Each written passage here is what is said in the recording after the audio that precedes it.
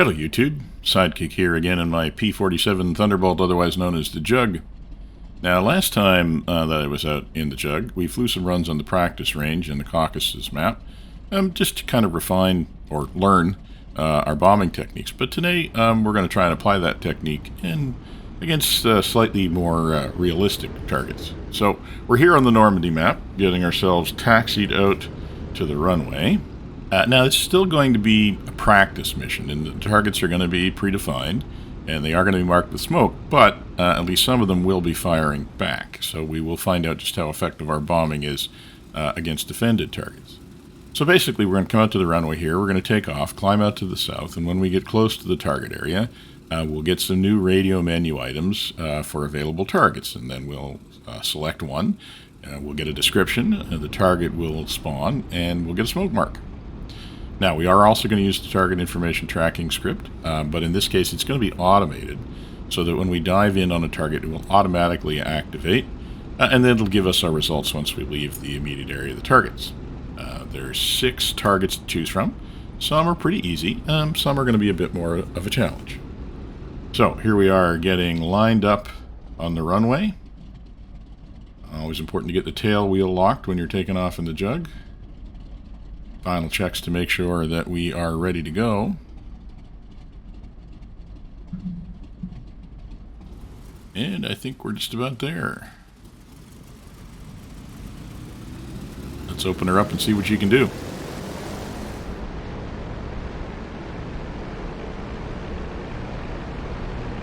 Yeah, just try and keep her straight down the runway here.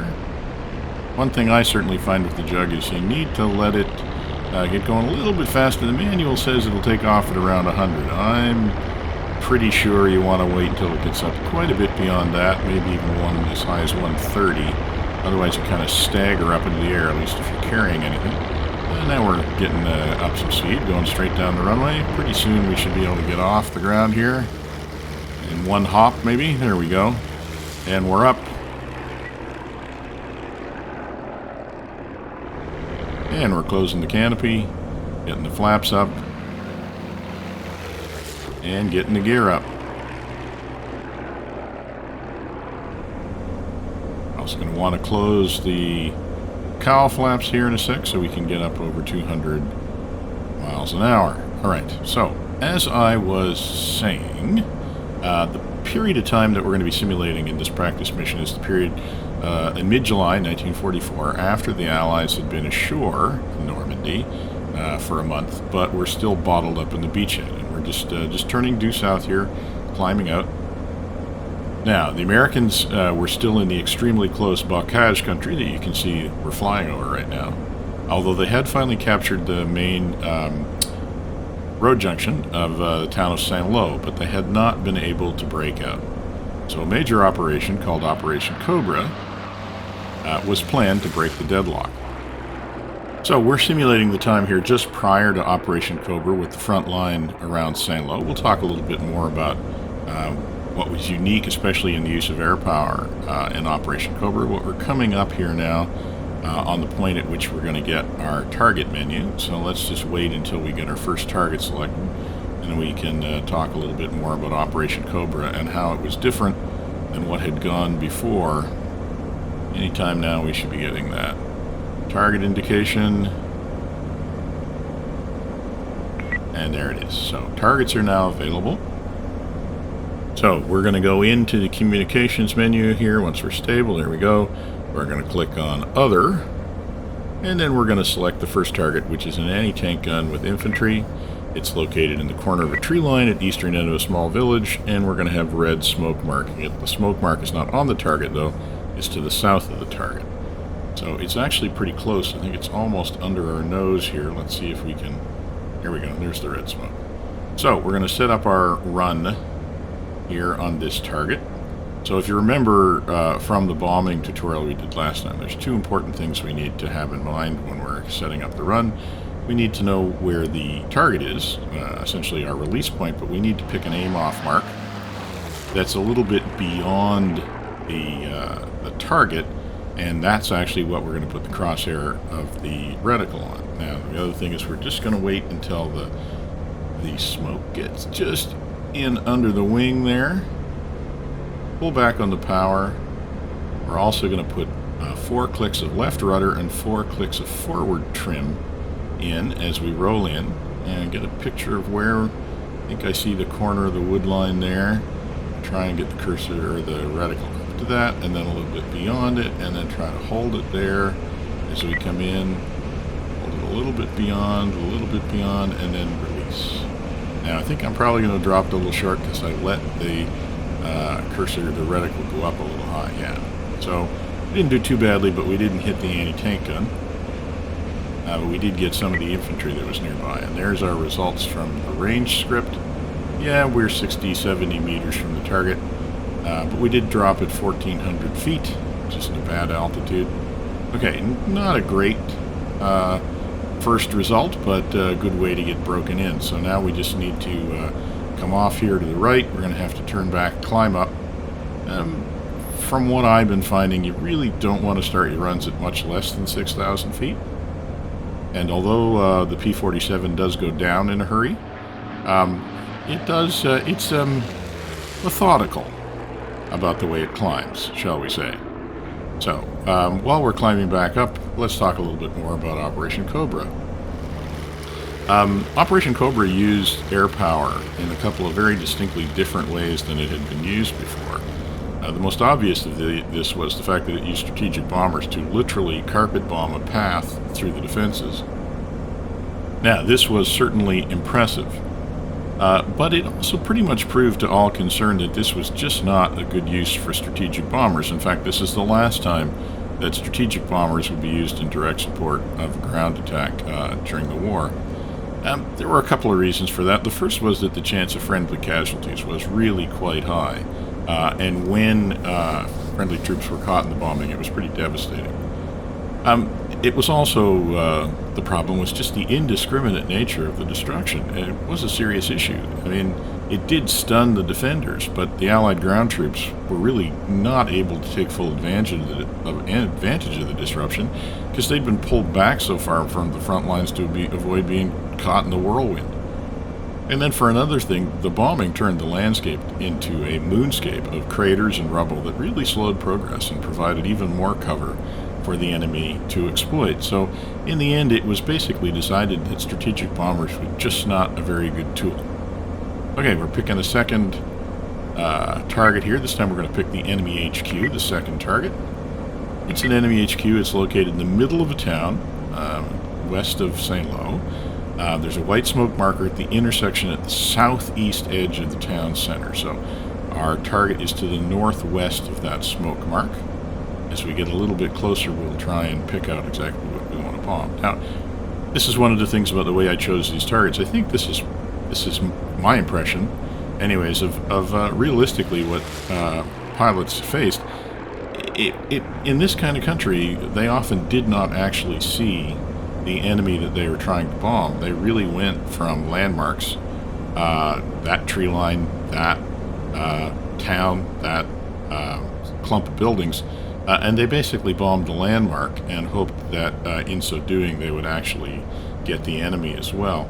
It was not the case like it is today of using smart munitions and a targeting pod and actually identifying individual vehicles to take them out. So this time we're basically going to bomb in the middle of the town and hope that we do some damage to the headquarters troops that are stationed there. You can see the town coming up once again. Trying to pull it in under the wing, maybe a little closer than last time. Get a little bit steeper dive right around there.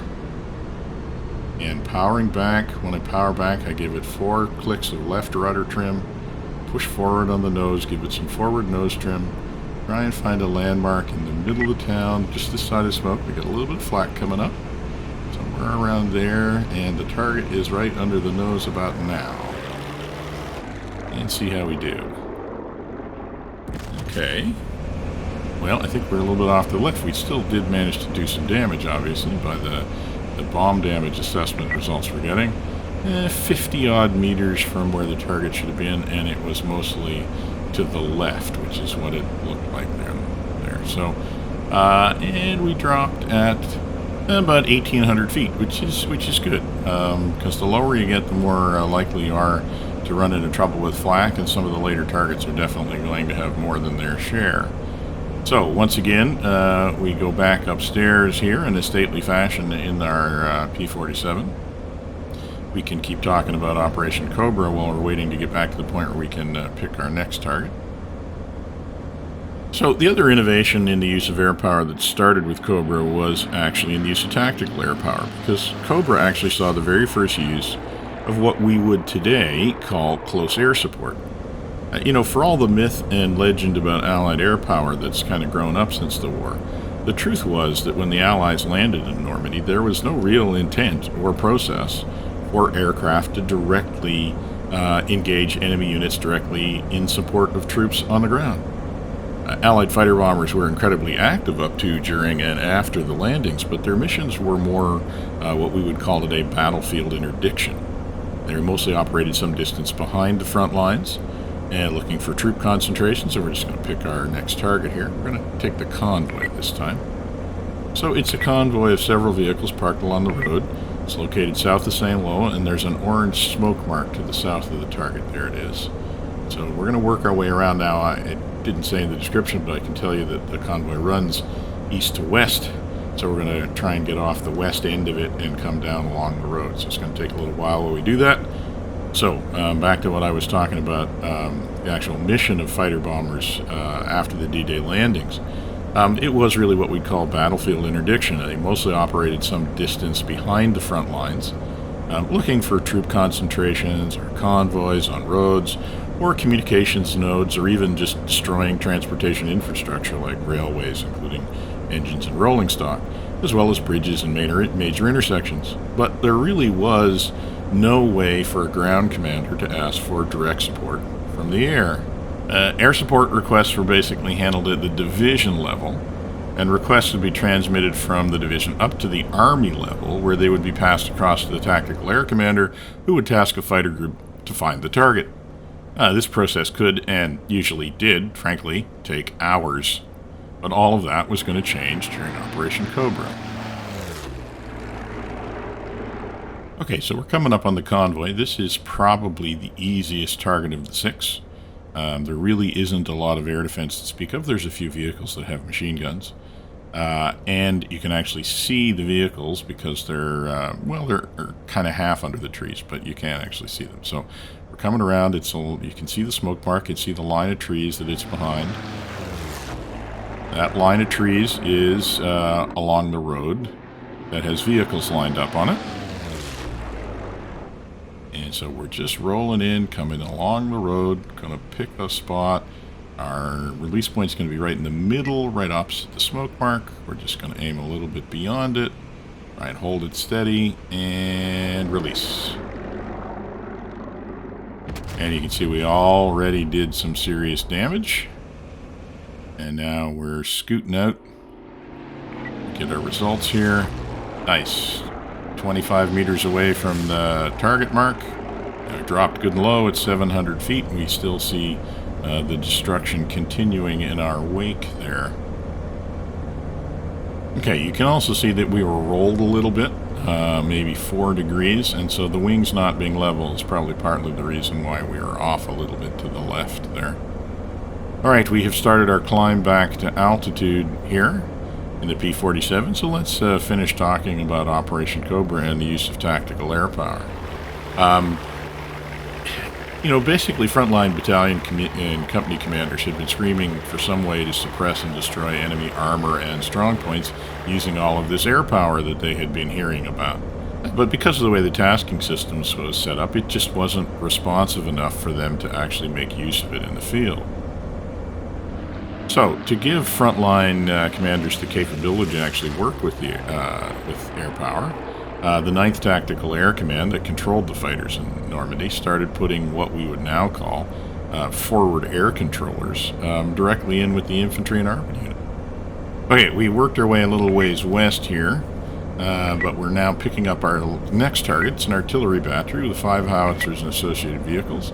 It's located in the field southeast of St. Lo. It's going to be marked with blue smoke, and it does have some integrated 20mm flak to protect it from air attack. So That means we're going to need to be a little bit more cautious this time and try to probably attack from a slightly higher level if we don't want to fall afoul of that 20 millimeter flak. So we're going to try and snug right up to the target, get it very close to the fuselage so we can get a really nice high dive angle on it here. We just need to get ourselves worked out. It's a ways yet.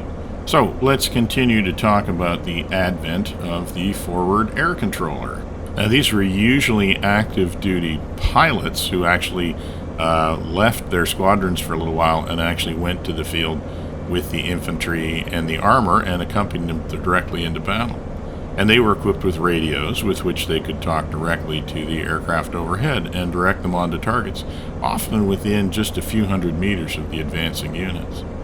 Now, it was an innovation that contributed mightily to the success of Cobra, and it developed some of the tactics, techniques, and procedures that are still the basis for much of the way close air support is practiced today. So it's kind of that we are trying to practice today, those kinds of targets that might have been called in by a forward air controller to P-47 circling overhead an armored column or an infantry battalion.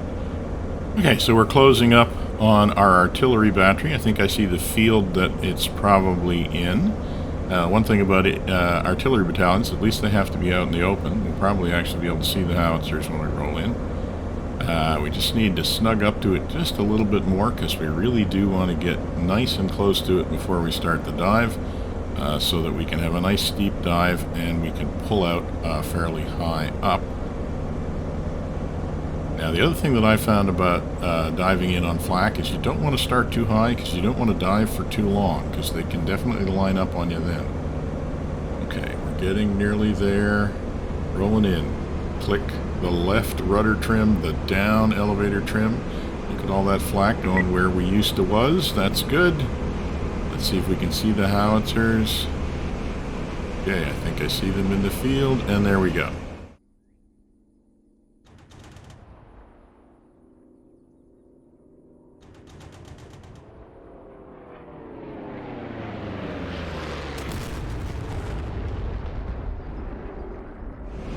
Okay, looks like we definitely got some of the howitzers on that pass, and even got some of the flak as well. That's good.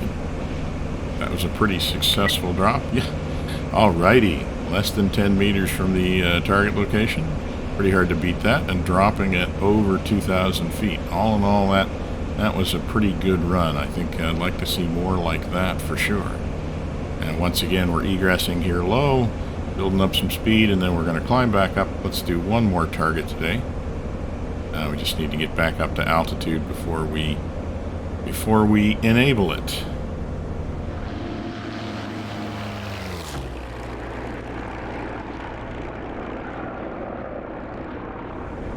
Okay, we're almost up to altitude, coming through 5,400 feet. Let's hang around back here to the right, circle back around, and we'll pick up our last target. And this time we're going to take a look at the flak battery, which is probably the most challenging target of the set just because of the amount of flak. Similar to the artillery battery, but even a little bit more flak. So let's pick the flak battery. It's a flak battery. It contains 88mm and 20mm flak units, as well as associated vehicles. It's located east of St. Lo.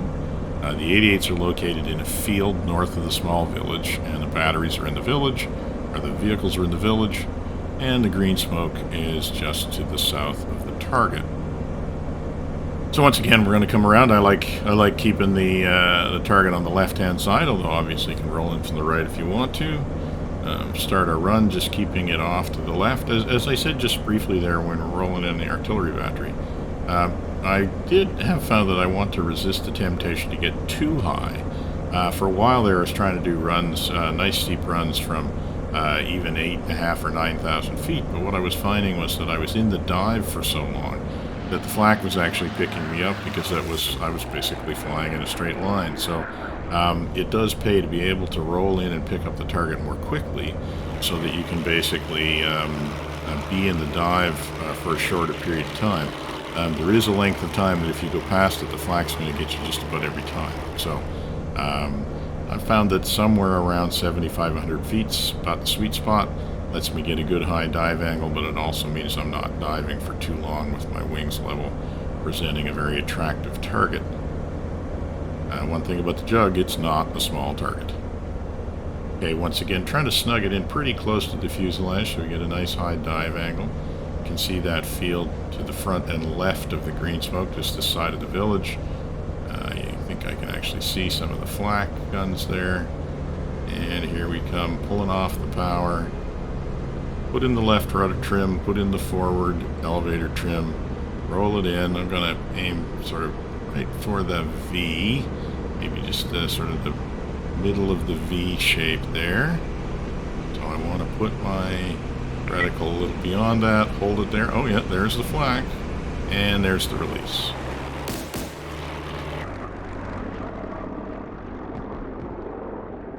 Well, that looks like a reasonably acceptable result. We got 3 of the flak guns. Outstanding. And we were within 20 meters of where the target area was. So, that's probably pretty much going to do it for this video today. That's a look at the Operation Cobra practice mission. It's available on my Discord server if you want to give it a try. It's been kind of fun to actually take a look at the Normandy map and look at hopefully some reasonably realistic targets for the Jug. As always, if you enjoyed the video, please feel free to like it and subscribe to the channel if you haven't already. And for now, this is going to be Sidekick, signing off.